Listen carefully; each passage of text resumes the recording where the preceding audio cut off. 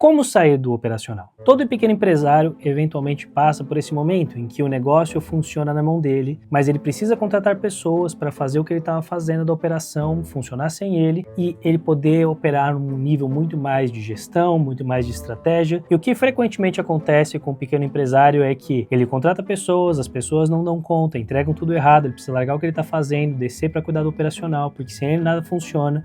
E ele entra num ciclo vicioso que impede ele de crescer. E é por isso que no vídeo de hoje eu vou te dar os 3 passos que você precisa para sair do operacional. Passo número 1, processo. O grande problema é que muitos pequenos empresários esperam que os funcionários que ele contrate sejam tão bons quanto ele. E spoiler, provavelmente isso não vai acontecer. Porque o funcionário que você contratou não tem a sua experiência, ele não tem o seu conhecimento, ele não tem a sua bagagem.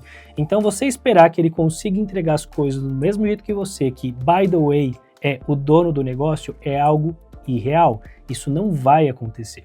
Porque esse cara simplesmente não consegue e provavelmente não tem o mesmo desejo que você para o negócio dar certo. E é por isso que antes de qualquer coisa você precisa compreender e principalmente aceitar que uma vez que você contrata alguém para cuidar da operação, é muito provável que essa pessoa não fará tão bem quanto você. E tá tudo bem. Porque essa diferença de performance é o que vai permitir que você aloque o seu tempo para as coisas mais relevantes. E o desdobramento disso é que para uma pessoa conseguir operar com um nível de eficiência alto sem ter sofisticação, é justamente aí que entram os processos. É tipo o McDonald's, porque cozinhar é uma tarefa que envolve um alto grau de sofisticação. Não é à toa que existe por aí um monte de restaurante com estrela Michelin que cobra uma fortuna para você jantar lá, porque exige um nível de habilidade técnica muito alto. E o que empresas como o McDonald's faz é: eu vou criar processos que permitam que uma pessoa que não tem um alto nível de habilidade consiga entregar o mesmo produto de forma absolutamente consistente. Sim, é verdade, você não vai ter um restaurante estrela Michelin no McDonald's, mas para muita gente o nível de qualidade entregue ali é satisfatório, mas principalmente as pessoas que estão ali montando e fazendo os lanches, elas não têm um conhecimento técnico de cozinha para conseguir entregar aquilo sem os equipamentos e os processos que estão ali estabelecidos. É justamente por isso que um bom processo é o que te vai permitir escalar a sua operação com pessoas que custam mais barato. E talvez você diga, beleza André, mas como é que eu monto esse processo? E a resposta é bastante simples. O que você vai fazer é abrir o seu laptop e você vai se gravar executando aquele processo. Então, se você tem um processo na sua empresa, por exemplo, de emissão de nota, você vai ligar a sua webcam, você vai gravar a sua tela, gravar o seu rosto e você vai registrar tudo aquilo que você está fazendo.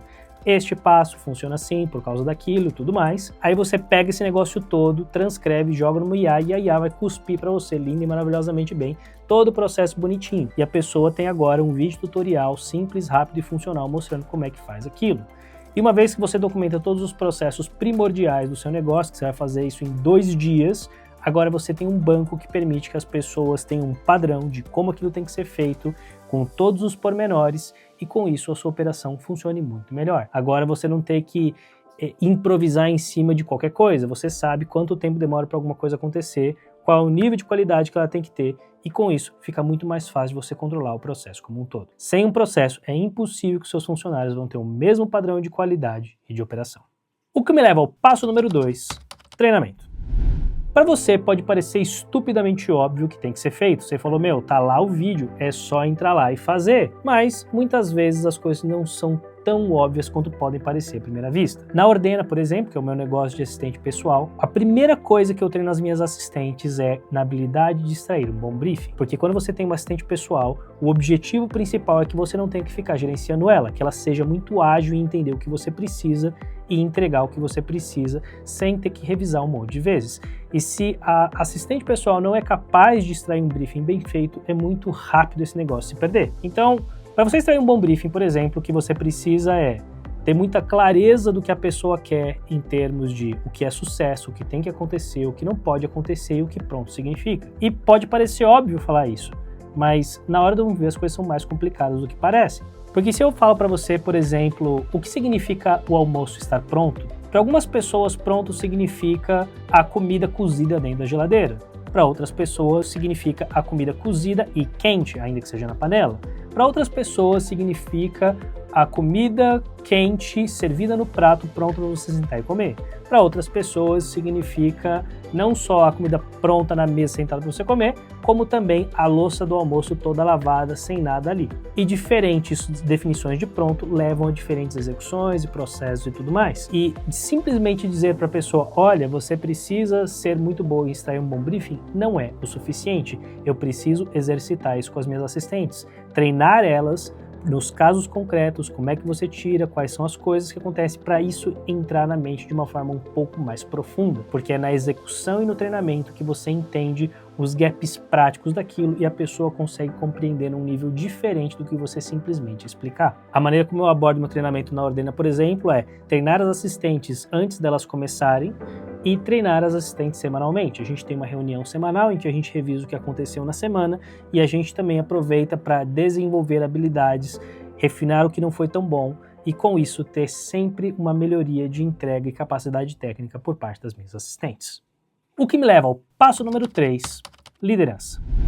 Talvez para você possa parecer óbvio que a pessoa precisa fazer aquilo porque afinal de contas esse é o trabalho dela. E na teoria seria lindo se o mundo funcionasse assim, mas a real é que ele não funciona. Em geral, as pessoas não operam em um alto nível de efetividade se elas estão fazendo coisas porque elas se sentem obrigadas.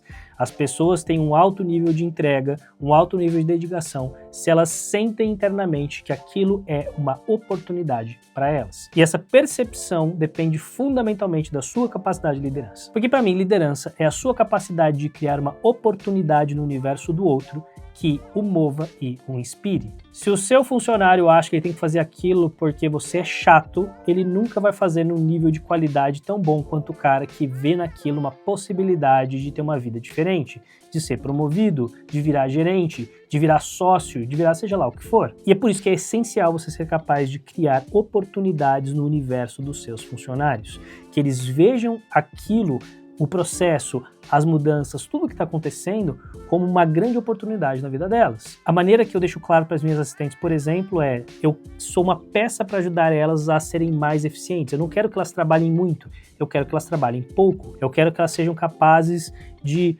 atender o cliente com a maior velocidade possível, com o mínimo de tempo possível, porque isso vai permitir que não só elas tenham uma qualidade de vida imensa, como elas tenham mais clientes na carteira, se assim elas quiserem. E não só isso, eu não quero ser o líder do negócio para sempre. Eu quero que quem é assistente hoje seja uma gerente em algum momento, talvez até a CEO do negócio, a pessoa que vai comandar a parada toda. E quando eu pergunto para ela, como é que é isso para você? Você se enxerga fazendo isso?